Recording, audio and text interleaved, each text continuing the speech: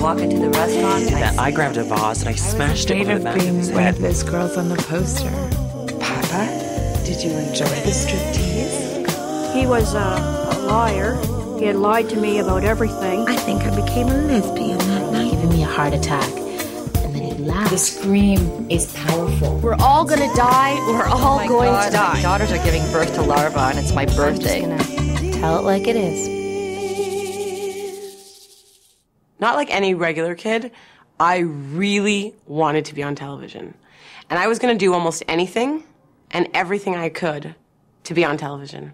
The stripper put out this leopard print blanket onto the stage floor and told me to lay down. I could say to my mom on Monday, you know, Mom, I see you're on a diet, and she'd laugh. And I could say that to her on Tuesday, and she'd whack me across my face. So, you know, I was always kind of on guard for the bully. Tell it like it is.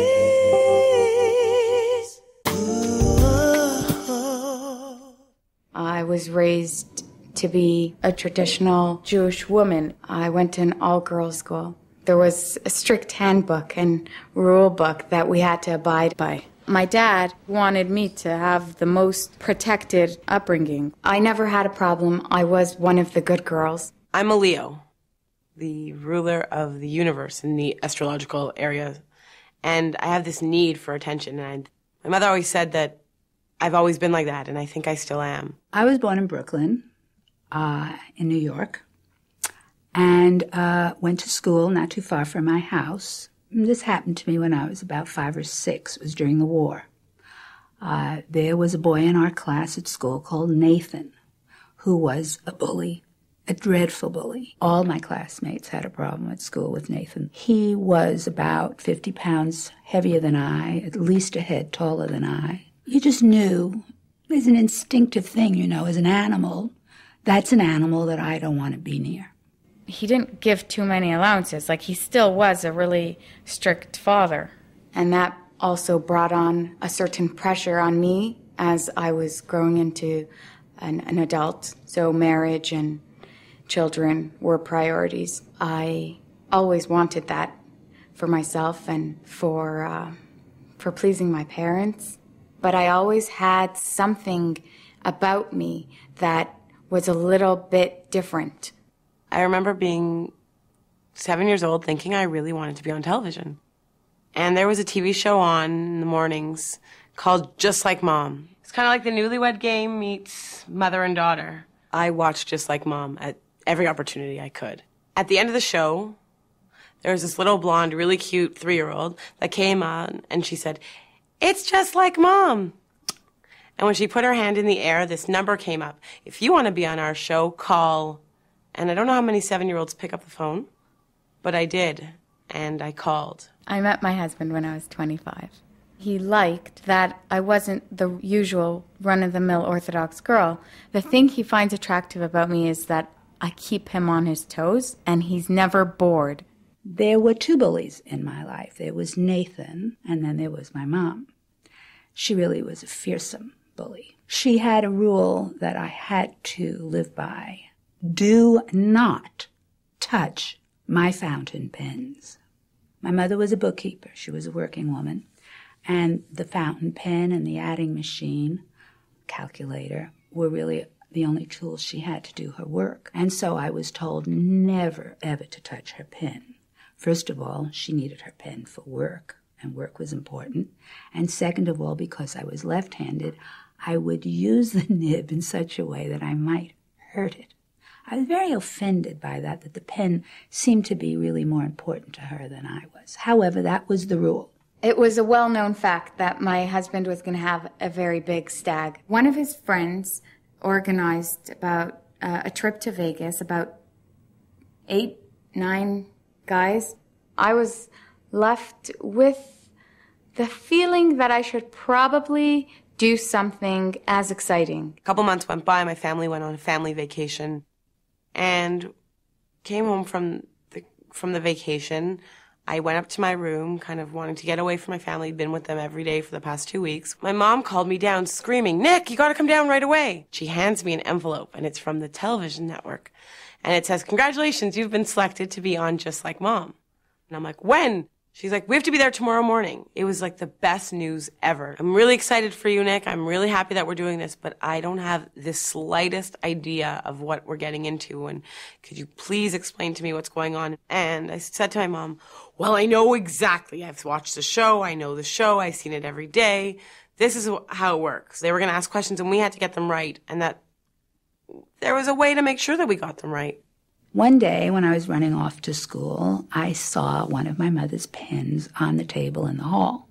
She had already left for work, and so I felt safe in taking the pen, knowing I would be home by 3 or 3:30 and could put it back in its place. Should never be the wiser.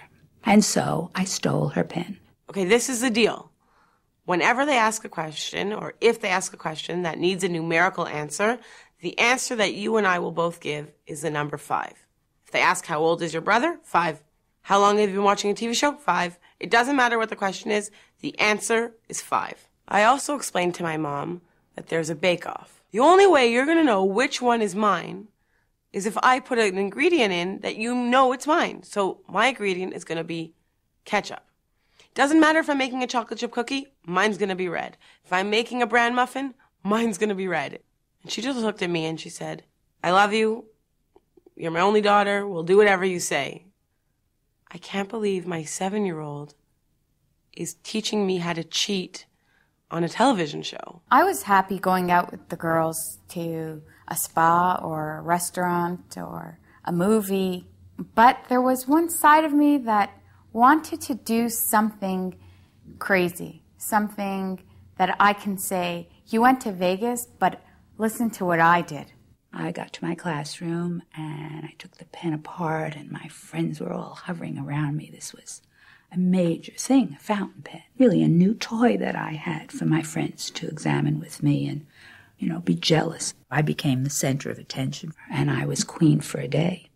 We went into the studio, they showed us around, they sat us at our contestants' booth. It was only once I sat down at my seat and saw my name and, lights in front of me that I realized that I was on a TV set and there were cameras and lights. We were in the middle seat, so we had the control of the stage. We could look one way, we could look the other way. We really had everybody watching us. This one girl who kind of had the responsibility of making a stagette for me started arranging things and behind my back, but of course I noticed. They asked me a couple questions like, "Would you go to a male strip joint?" And I said, "Oh no, I wouldn't feel comfortable seeing that," or "I don't think that's fun. I'd maybe go to a different kind of strip joint." And they were like, "You'd go to a girl strip joint?" I said, "Perhaps, we'll try it. I think that's a fun idea." Tell it like it is.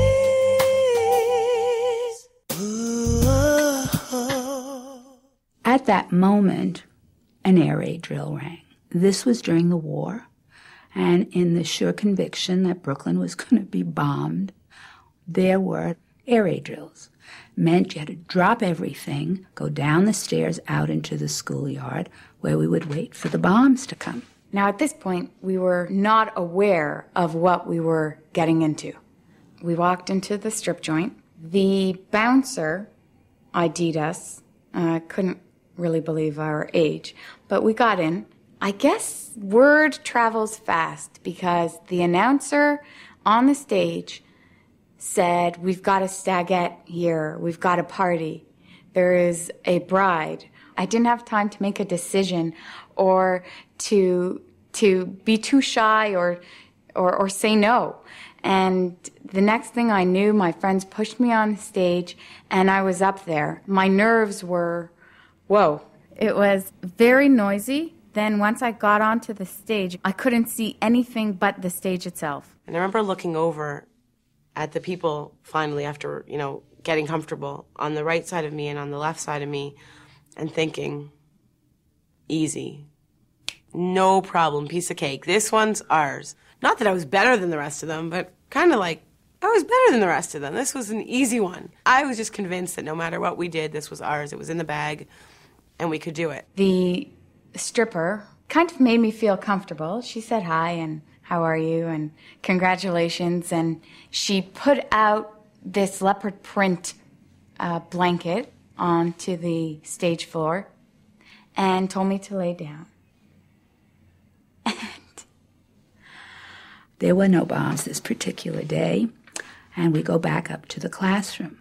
In my haste to leave, I had left the top of Mother's pen behind on my desk. And when I got back to the classroom, I found it not there. I looked on the desk. I looked in the desk. I looked under the desk. My heart was racing. I was terrified that I'd lost the top of my mother's stolen pen. So they started the show. They asked us the first question. Tell me, how many years would your daughter say that you've been watching The Young and the Restless? My mother looked at the camera, I guess, and said, she would say that I've been watching it for 5 years. That was the plan. She should answer 5 to any numerical question. And then they called me out and they asked me to answer the question. And they said, Nikki, how many years has your mom been watching The Young and the Restless? Easy, I say. And I look at the camera and I say, 3. And as I said it, I saw my mom just going, oh, we missed it. I messed up. I had butterflies in my stomach. I was breathing heavily. I was thinking and not thinking. My friends were screaming from the side. They were right at the bottom of the stage, and they were yelling, you go, girl. You rock. You're so crazy. We love you. And one of my friends came over and whispered in my ear, Nathan has taken the top of your pen. Nathan the bully. What was I going to do? I thought about my options and realized I had no choice. But I still knew that I was going to go baking. But if we got the bake-off right, it was ours, and I was going to get to spin that wheel. And the ingredients that they put in front of us were exactly as I pictured it. Crush and peanut butter and chocolate chips and brown sugar and this huge bottle of ketchup. And they said, you have 30 seconds to make coconut bars. And the next thing I knew, she was taking off my shirt, and she took it all the way off. And, boy, and there I was. And I put in my butter and my sugar, and then I'm sitting there struggling with the ketchup bottle. And I'm trying to shake it out, and the ketchup won't come. So the hostess of the show comes over, and she's trying to help me shake the ketchup out. And I remember her saying out loud, why am I helping this child put ketchup in her coconut bar? And I was thinking in my head, I know exactly why you're helping this kid put ketchup in her coconut bar. And I'm smiling. I'm so excited. I had a task. I did it. If my mother remembered her task, this game was ours. After school, I went over to Nathan in the schoolyard, followed by my friends, and went up to him, big, he was big, and said, Nathan, do you have the top of my pen? Yeah, he said. Nathan, I said, you give me back the top of my pen this very minute. And there I was, lying on the stage of a strip joint. She was touching me a lot. It was just disgusting. The 3 cakes from the 3 kids were up on the stage. They must have just put it in the microwave for a couple seconds. And I remember when they brought it out and said, explained the rules to the adults, said, each one of you have 3 cakes in front of you. Please taste each of the 3 and tell us which one is your child's. 1 was white, and 1 had chocolate chips, and 1 was bright pink. And like the Jolly Green Giant, he laughed. Ho, ho, ho! I'm not going to give you back the top of your pen. Nathan, I said, I have to have that pen top back. No, he's not going to give it back to me. Nathan, if you don't give me back the top of my pen this very instant, I'm going to have to hit you. Well, now, he really laughed. My friends behind me gasped. It was quite a mix of emotion, but overpowering it all was this feeling of, wow, I can't believe myself. She proceeded to feel me, and as if we were making out. That was crazy. That was just too much. But I let it happen. They went to the first couple and they asked, pick out the number of the cake that you think is your child's. And the first mother picked out a number and it didn't match the cake. So, they're sad and they can't get it right. And then the second mother picks 3, my cake, and it's wrong. I remember looking at my mom and thinking, we've got this one in the bag. Might have screwed up the first one, but I wasn't going to screw this one up. Tell it like it is. So I made a fist, and with all the might that terror gives, I punched that Nathan the bully. My mom picks out the number. She picks it. It's a 3. And Nikki, what's your cake? And I pull out my little number, and it's a 3. And a 3 and a 3. We have a win. And we won. We did it. Yeah. Congratulations, Judy and Nikki. You've won. Come on up and spin the wheel. She tried to take my skirt off, and I said no. She went on her knees, rolled a poster between her legs, and the announcer was saying, okay, give her a blowjob. And I was like, a blowjob to a poster? How am I supposed to do this? And I wanted to be a good performer, but honestly, I did not know how I'm supposed to give a blowjob to this poster. So I kind of gave it a hand job. He dropped the top of the pen. I quickly picked it up, put it back with the bottom, and he started to cry. Cry! Nathan! Everyone around me was just stunned, as I was. I spun the wheel, and it's getting close, Walkman, stereo, trip to Disney World, and you hear it going tick, tick, tick, tick, and it stops right there on the trip to Disney World, and I just started to jump up and down, and my mom's thinking, only my daughter. Well, we had school guards. They were older students, and they were in charge of making sure that all the lines that we were on were straight and everybody behaved. And a school guard walked over to this group of children and said to Nathan, what's going on? And Nathan the bully said to the school guard, pointing to me, she hit me. And the school guard looked at me, puny, pathetic thing that I was, and he looked at big, strong Nathan, and he took Nathan by the ear to the principal's office for lying. The next morning, I said to my mom, when are we going to Disney World? And she said to me, well, let me call and find out. When she hung up the phone, she came up to me and she said, Nikki, there's a problem. The flight from the trip that you've won will only fly on Saturday mornings. We can't fly. My family's an observant Jewish family, and we don't fly or do work on the Sabbath. You did all this work. You cheated. You lied. You schemed and planned. And you did it well, but we're not going to be able to travel. Yeah, that was what I wanted to hear. I ran home with that pen. I put it back on the table, and I never, ever took it ever again. Oh, man, he never came near me. After all, I really did hurt him. But I was so afraid of my mother that I found some strength that I never knew I had. I was off the stage. My friends hugged me, and we were laughing so hard. We got free drinks from lots of men. I wasn't drunk beforehand. I did this all without one drink in my system.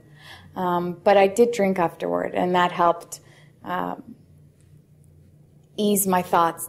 The next day, I was on the phone with my fiancé telling him what we did. He was very proud of me that I did something so crazy, enjoyed it, and I think that he wishes he was there. So instead of going to Disney World, I got a typewriter, a Monopoly game, the game of life, and a whole bunch of other crappy gifts that didn't at all make up for going to Disneyland. Some people will say to me, haha, you cheated, and you won, but you didn't really win. Actually, haha, I did, because there were so many different things that brought us together. My mom and I can look back any day of the week and have a good giggle. At the end of the day, we laughed and we cried. It was, an emotional roller coaster that led to a really strong relationship that I am really lucky to have.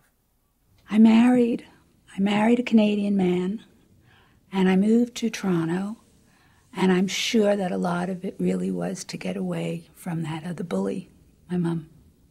I'm sure of that. She knew that too. I was talking to her on the phone, and she was being a bully with me. And I remembered, honest to God, the story about Nathan. And I said to my mother, "You're making me very unhappy, and I'm going to hang up."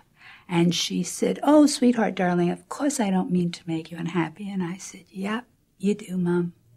And you know what? That was the last time she ever bullied me. But it took me to be in my 40s before I got the courage to deal with her. I think my parents would be upset if they found out. I don't think they could handle it if it was public. But it's not like I'm covering up. I'm not afraid to do something that, to me, feels the right thing or feels like fun, as long as I know who I am and where I stand. It's really what they always wanted us to be, comfortable in our own skin with a roadmap that will keep us happy. Both my parents think I'm a good girl, and I think I am too.